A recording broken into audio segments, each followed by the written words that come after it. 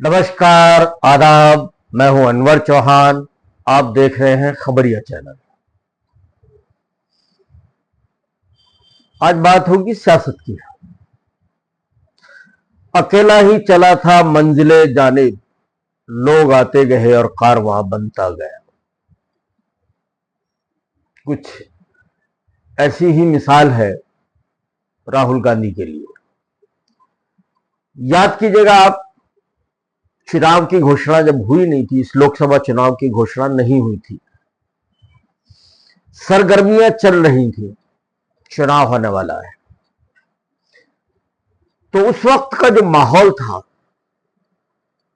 वो जो देखा गया, चाहे चुनावी चाहे सफोलॉजिस्ट थे या तबसरा करने वाले लोग थे या पत्रकारों का थिंक टैंक था, हर एक की जबान पर एक ही शब्द था कि आएगा तो मोदी ही।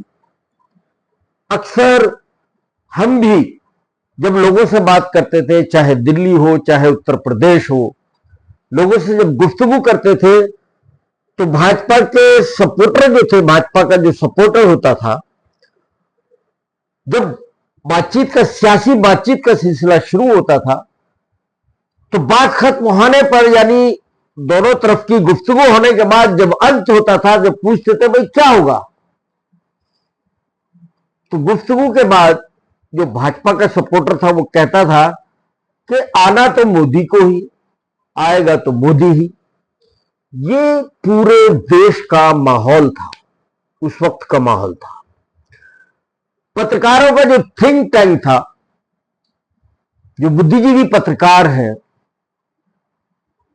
उनका मानना था कि हो सकता है 400 पार ना हो, लेकिन 300 और 300 के आसपास भाजपा रहेगी।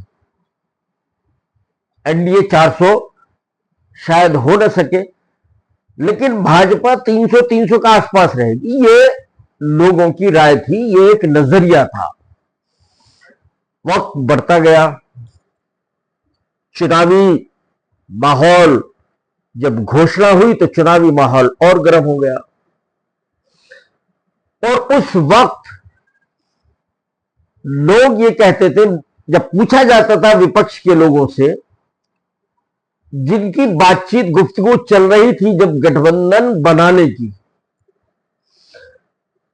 तो अक्सर मीडिया भी सवाल करता था और भी बहुत सारे लोगों के सवाल थे कि मोदी के सामने कौन, कोई नहीं टिक पाता था। और वाकई ये बिल्कुल सच्चाई है कि उस वक्त जब ये सवाल पूछा जाता था कि मोदी के सामने कौन, तो इसका जवाब किसी के पास नहीं था। जब मोदी बनाम राहुल, तो जमीन आसमान का अंतर हो जाता था, यानी कहीं नहीं टिक रहा था राहुल गांधी। और बहुत ज्यादा जो अब गठबंधन बना है बहुत सारे दलों को लेकर के, इसकी स्थिति बहुत ज्यादा अच्छी नहीं थी। मीडिया में पहली बात तो ये गठबंधन बनेगा नहीं बनेगा, इसी को लेकर के चर्चा बहुत उठी। मीडिया ने बहुत उछाला, बड़े जबरदस्त तरीके से उछाला, लेकिन एनडीए में क्या चल रहा है ये कभी नहीं छपा बाहर। इंडिया गठबंधन की एक एक न्यूज, चाहे वो तलखी थी, अगर इतनी सी तलखी थी तो इतनी बड़ी तलखी बता करके मीडिया पेश कर रहा था। जब कहते थे कि न सीटों का ऐलान हुआ है, न किसी चीज का हुआ है, गठबंधन किस बात का, जबकि सीटों का बंटवारा एनडीए में भी नहीं हुआ था, लेकिन एनडीए से कोई सवाल करने वाला नहीं था। सवाल और जवाब जो थे, सवालात की जो बौछार थी, वो मीडिया के सवालों की जो बौछार थी, वो इंडिया गठबंधन को लेकर के थी। मीडिया का क्या रुख है मैं थोड़ा सा आगे बताऊंगा, आज का माहौल भी बताऊंगा मैं कि मीडिया का आज का रवैया का है, क्या है, जो मेन स्ट्रीम मीडिया वो क्या कर रहा है। ये सिलसिला आगे बढ़ा। राहुल गांधी ने एक यात्रा शुरू की, 4000 किलोमीटर की यात्रा, पैदल चले। मीडिया को उस रथ यात्रा का, जो पैदल यात्रा थी, सॉरी रथ यात्रा नहीं, पैदल यात्रा जो थी, उसको मीडिया कवरेज कतई नहीं मिला, उतना नहीं मिला जितने की वो मुस्तहिक थी। जितना मीडिया को दिखाना चाहिए था उतना नहीं दिखाया मेन स्ट्रीम मीडिया। हां, खबरें चली, लेकिन जितनी चलनी चाहिए थी उतनी नहीं चली। उसके बाद एक और यात्रा हुई राहुल गांधी की। ये दो यात्राएं हुई। पहली यात्रा में एक जोर शोर से नारा उठा, चला, अकेले ही उस आदमी ने शुरू किया कि नफरत के बाजार में मैं मोहब्बत की दुकान खोलने चला हूं। इसकी चर्चा खास तौर से भाजपाई बड़ा मखौल उड़ाया करते थे। खास तौर से भाजपाई बड़ा मखौल उड़ाया करते थे। और इस नारे का ही मखौल नहीं उड़ता था उस वक्त राहुल गांधी का भी दबा करके मजाक उड़ाया जाता था। राहुल गांधी को पप्पू तो बना ही दिया था, इसमें कोई शक वाली बात नहीं। पप्पू है या नहीं है ये अलग विषय है, लेकिन देश में भाजपा ने एक ऐसा माहौल क्रिएट कर दिया कि राहुल गैर जिम्मेदार आदमी है, राहुल एक पप्पू है। यानी सारी मशीनरी लगाई, सारा संगठन लगा, आरएसएस लगा, बीजेपी का संगठन लगा राहुल गांधी की छवि बर्बाद करने के लिए। मैं राहुल गांधी को आज से नहीं जानता। सन 2007 में मेरी मुलाकात राहुल गांधी से उत्तर प्रदेश का शहर है बुलंदशहर जिले का एक कस्बा है खुर्जा। मैं चुनावी कवरेज के लिए गया हुआ था। 2007 के विधानसभा चुनाव चल रहे थे। 9 बजे के प्राइम टाइम पर मेरा शो हुआ करता था। मैं उन दिनों IBN 7 में था, तो ये शो चला था। सॉरी, IBN 7 नहीं, स्टार न्यूज में था। तो ये शो चला करता था कि भाई कांग्रेस की स्थिति क्या है, सपा की स्थिति क्या है, बसपा की स्थिति क्या है, ये मैं बैठ करके ज्ञान दिया करता था टेलीविजन पर। तो अचानक क्लासिक होटल के अंदर मैं ठहरा हुआ था। किसी ने बताया या कहां से जानकारी जुटाई राहुल गांधी ने, 2-3 लोगों को लेकर के राहुल गांधी मेरे होटल पहुंच गए, मुझसे गुफ्तगू की। मेरे लगभग लोकल पत्रकार भी वहां 1-2 मौजूद थे। एक नौशाद अली पत्रकार है, क्षेत्रीय पत्रकार, वो भी वहां मौजूद थे। अचानक मैंने दरवाजे पर राहुल गांधी को खड़ा देखकर मैं हैरान रह गया, चौंक गया। मैं कहा भाई, बैठे, कुर्सी उर्सी डलवाई बाहर, कमरे में इतनी जगह नहीं थी। उनके साथ सलमान खुर्शीद वगैरह थे। लोकल खुर्जा का एक कैंडिडेट भी था जिसकी शायद अब मौत हो गई है। ये 2-3 लोग थे बैठे। उनको राहुल गांधी को मेरे से गुफ्तगू करनी थी। तकरीबन 20 मिनट मेरी और राहुल गांधी की गुफ्तगू बाकी लोग खामोश सुन रहे थे। जो मेरा अनुभव कहता है, जो मेरी बातचीत हुई थी, मुझे तो कहीं से कहीं तक वो पप्पू नहीं लगा। 2007 में भी मैं अपनी इस मुलाकात के बाद इस नतीजे पर पहुंचा कि राहुल गांधी एक ज्ञानी आदमी है। ये तो बेवजह की एक पप्पू पप्पू पप्पू कह के बाद में जो छवि बनी। खैर, उसके बाद मेरी मुलाकात में एक छवि क्रिएट हो चुकी थी। संसद में क्या हुआ, उधर क्या हुआ, ये सारी चीजें चल रही थी। लेकिन आप देखिएगा, चुनाव चला और उसमें एक सिंगल टारगेट किया राहुल गांधी ने कि मुझे क्या करना है। उस लाइन पर वो चलता रहा, अकेला चला। 4000 किलोमीटर की पद यात्रा कोई मामूली यात्रा नहीं होती। मीडिया कवरेज, मीडिया का सपोर्ट न मिलना, उसके बावजूद उसे क्या करना है, निशाना उसके सामने था, मंजिल उसके सामने थी। उस मंजिल को सामने रखते हुए उसने अपना सफर का आगाज किया और अंजाम तक पहुंचा। एक दूसरी पदयात्रा, दूसरी भी एक यात्रा की, उसको भी शुरू किया और आखिर तक पहुंचाया। लोग कहते थे बीच में ही पदयात्रा छोड़ देगा, ये यात्रा तो गैर जिम्मेदार आदमी है। वो आदमी अकेला लगा रहा और आज उसका नतीजा यह है जिसको पप्पू कहते थे। आज भारतीय जनता पार्टी के सबसे मोदी के बाद अगर कोई सबसे मजबूत आदमी है तो वो अमित शाह है। आज अमित शाह को कहना पड़ा, अमित शाह कहते हैं कि हमारा मुकाबला जो है राहुल गांधी से है, मोदी का मुकाबला राहुल गांधी से हो रहा है। जबकि राहुल ने कभी नहीं कहा कि मेरा मुकाबला मोदी से है। राहुल ने जब बात की, ये कहा कि चुनाव जो होगा लोकसभा का, वो होगा देश के मुद्दे वर्सेस मोदी। उसने कभी नहीं कहा कि राहुल वर्सेस मोदी होगा। वो अपने निशाने पर अड़ा रहा, चलता रहा। लोगों तक, अब लोगों ने सुना, कभी ड्राइवर के पास, तो कभी किसी सब्जी वाले के पास, तो कभी कहीं, तो कभी किसी दूध वाले के पास। उनसे बातचीत करता रहा, देश को समझता रहा। समझे, छोटे छोटे लोगों से मिलना इस यात्रा के दौरान, यात्रा के बाद भी उसने अपना एक सफर जारी रखा। और उस सफर का आज नतीजा यह है कि आज की स्थिति, आज बता रहा हूं, मैं चश्मदीद हूं, मैं उत्तर प्रदेश होकर के आया हूं। वही भाजपा के सपोर्टर, वही भाजपा समर्थित पत्रकार, उनसे मेरी गुफ्तगू हुई है, जो क्षेत्रीय पत्रकार हैं।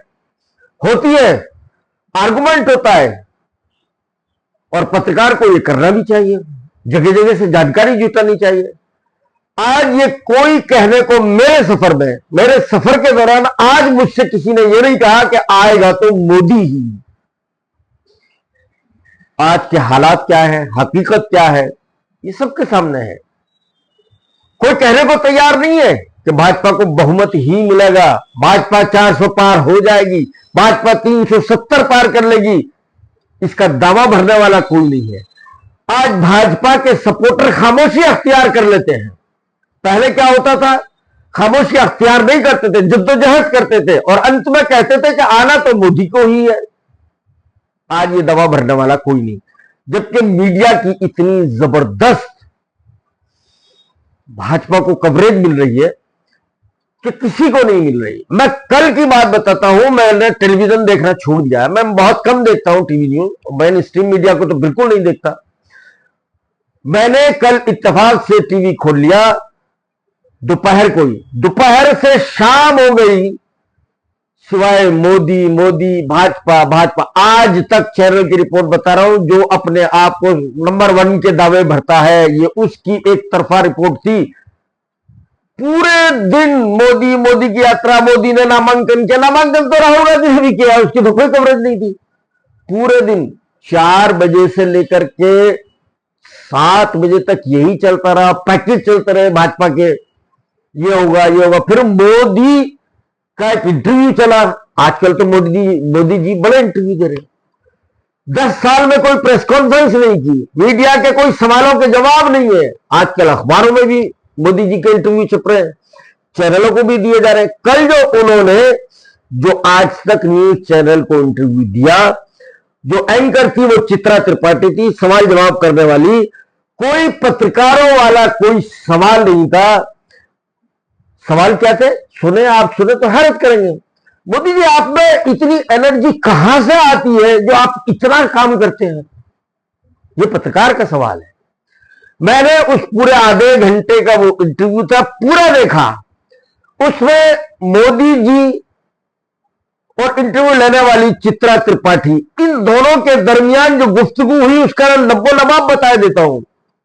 मैं, मोदी, माता जी, मंदिर, समझे ना, गंगा जी, ये सारी बातें आधे घंटे के अंदर थी। आधे घंटे में देश के लिए पहुंचाने वाला कोई पैगाम नहीं था। 10 साल आपने इस मुल्क पर राज किया है, हुकूमत किया है। 10 साल में आपने कुछ ना कुछ तो काम किए गए होंगे।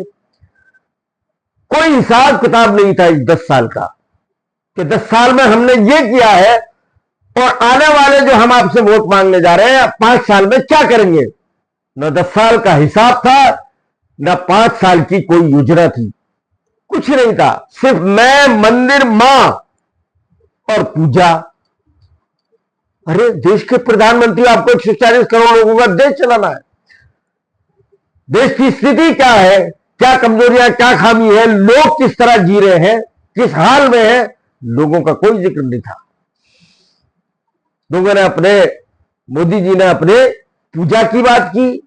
मैं फला गया, काशी गया, यहां गया, वहां गया, मेरी मां गई थी, मेरी मां ये कहती थी। पूजा और मंदिर, समझे ना,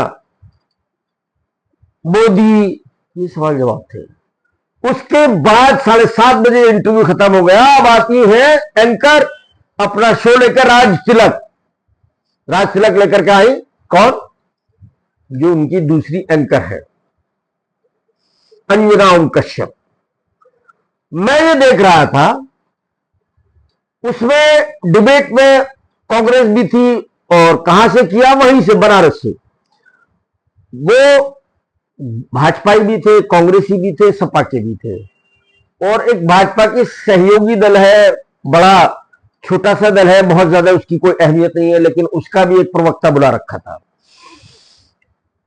सवाल सारे भाजपा से थे, और सपा वाला या पब्लिक, मैं ये देख रहा था कि पब्लिक के जो सवाल लेती थी, जो जनता थी, सारे आम लोग या तो प्रायोजित लोग थे।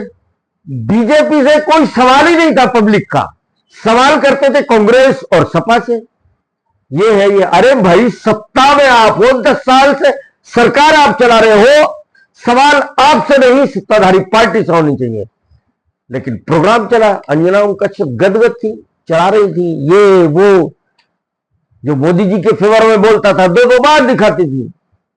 एक सवाल कर लिया, एक सवाल है मुझे उस पब्लिक में से, उस सवाल को नजरअंदाज करेगी एंकर, और सवाल बड़ा भारी था, बड़े गजब का सवाल था। पब्लिक में से एक आदमी ने सवाल पूछ लिया कि जी जो गौकशी करते हैं, जो गाय के गोश्त को इंडिया से बाहर में से निर्यात करते हैं, उनसे आपने 250 करोड़ रुपए का चंदा लिया, क्या कहेंगे इस बारे में? अंजना ओम कश्यप इस सवाल को पी गई। बीच में सपा के जो प्रवक्ता था, उसने अंजना ओम कश्यप को कहा कि इस सवाल का जवाब तो दिलवाइए। कोई जवाब नहीं, कोई एंकर को चाहिए था कि इस सवाल का जवाब भी वो भाजपा के प्रवक्ता से लेती, लेकिन नहीं लिया। एक तरफा रवैया है, ये मैंने आज तक की बात बताई, बाकी चैनल भी देख रहा हूं मैं, तो मीडिया कवरेज, इतनी मीडिया कवरेज, मीडिया की इतनी जबरदस्त सपोर्ट होने के बावजूद, और राहुल गांधी तनहा चल रहा है, तनहा चल रहा है। स्थिति क्या है सबके सामने, मैं नहीं कह रहा भाई, मैं नहीं कह रहा, देश भर की स्थिति क्या है, क्या रिपोर्ट्स आ रही है। आज की तारीख में बड़े बड़े धुरंधर सफोलॉजिस्ट ये कहने को तैयार नहीं है कि भाजपा ही सरकार बनाएगी। ये कोई कहने वाला नहीं है कि आएगा तो मोदी ही। कोई कह दे चलता फिरता इंसान तो मैं उसको नहीं मानता, लेकिन कोई जिम्मेदार आदमी ये कहने को तैयार नहीं है कि आएगा तो मोदी ही। तो मैंने कहा कि उस आदमी ने अकेला चला, यहां तक लेकर के आया। आज मोदी जी ने एक संसद में बयान दिया था कि सीधा ठोक के कि यह अकेला ही काफी है तुम सब के लिए। आज भाई अकेला तो कमजोर सा मुझे नजर आ रहा है। मुझे नहीं पता 4 जून के नतीजे क्या आएंगे, को मैं कोई ज्योतिष तो हूं नहीं जो मैं ये बता सकूं कि 4 जून के बाद। हां, मैंने अपने जो प्रोग्राम किए हैं जिसमें ये बताया है कि पलड़ा इंडिया गठबंधन का बारी है, उसमें मेरी रिस्पॉन्सिबिलिटी, मेरी जिम्मेदारी नहीं है। मैंने पत्रकारों के आधार पर, किस पत्रकार ने क्या कहा, जो पत्रकारों का थिंक टैंक है, उसके आधार पर अपनी रिपोर्ट्स तैयार की। एक एक बुद्धिजीवी पत्रकार को सुना है और बड़ी बारीकी से सुना है। जो उन्होंने कहा मैंने उसे नोट किया है। सारी चीजें नोट करने के बाद मैं मंजर आम आप लोगों के साथ आया हूं। आज मैंने ये बताया कि राहुल ने इस चुनावी यात्रा की दशा ही बदल दी, तस्वीर ही बदल दी, अकेले इंसान ने। हां, उसकी बहन है, थोड़ा सपोर्ट कर रही है, कई जगह अच्छा बोल जाती है। जब मोदी जी ने एक बयान दिया कि भाइयों बहनों, अब तो हमारी माता और बहनों के मंगल सूत्र पर कांग्रेस की नजर है, कांग्रेस आई तो तुम्हारा ये मंगल सूत्र छिन जाएगा, बेच देगी कांग्रेस, और इससे जो धन इकट्ठा होगा, नाम तो नहीं लिया मोदी जी ने, इशारा मुसलमानों की तरफ था कि ये जो मंगल सूत्र बेचे जाएंगे, ये सारी दौलत यानी मुसलमानों में बांट दी जाए। अरे कहां का तू भाई, क्या बात कर रहे हो भाई, क्या बात कर रहे हो? देश के प्राइम मिनिस्टर, बड़े बड़े पत्रकारों ने इस पर हैरत जताई। राहुल को मैं सुन रहा था, मेरे भी संपादक रहे जनसत्ता में, और आज तक के चैनल हेड भी रहे, राहुल गांधी ने राहुल देव जी ने बड़ी हैरानी जताई। बोले देश का प्राइम मिनिस्टर ये बोल क्या रहा है, क्या बोल रहा है, बड़ी हैरानी के साथ बड़ा अफसोस जाहिर किया। और उन्होंने कहा कि मोदी जी के पास बहुत सारी चीजें देश भर में जो उन्होंने किया है 10 साल में, गिनाने के लिए बहुत कुछ है, लेकिन नहीं, मोदी जी को खतरा नजर आ रहा है, मोदी जी को अपनी कुर्सी हिलती नजर आ रही है। मोदी जी जानते हैं कि हिंदू मुसलमान करने पर ही हिंदुओं को पोलराइजेशन किया जा सकता है, भावनाओं को भड़का करके ही वोट हासिल किया जा सकता है, भावनात्मक मुद्दों पर पब्लिक को ला करके ही वोट बटोरा जा सकता है। ये तमाम कोशिशें होती रही। हिंदू मुसलमान क्या नहीं चला, मंगलसूत्र लाए नहीं चला, पहले लोगों को जेल भेजा, केजरीवाल को जेल भेजा, छत्तीसगढ़ के चीफ मिनिस्टर को जेल भेजा। उस टाइम जब चुनाव की शुरुआत हुई थी तो लगता था भाजपा भ्रष्टाचार के मुद्दे पर चुनाव लड़ी और उठाया भी। मोदी जी बड़े जोर शोर से कहते थे कि नहीं छोड़ूंगा किसी भी भ्रष्टाचारी। ये सारे हालात आप लोगों के सामने हैं। तस्वीर खींचने की मैंने एक कोशिश की है। उम्मीद करता हूं ये वीडियो आपको पसंद आया हो तो लाइक कीजिएगा, शेयर कीजिएगा।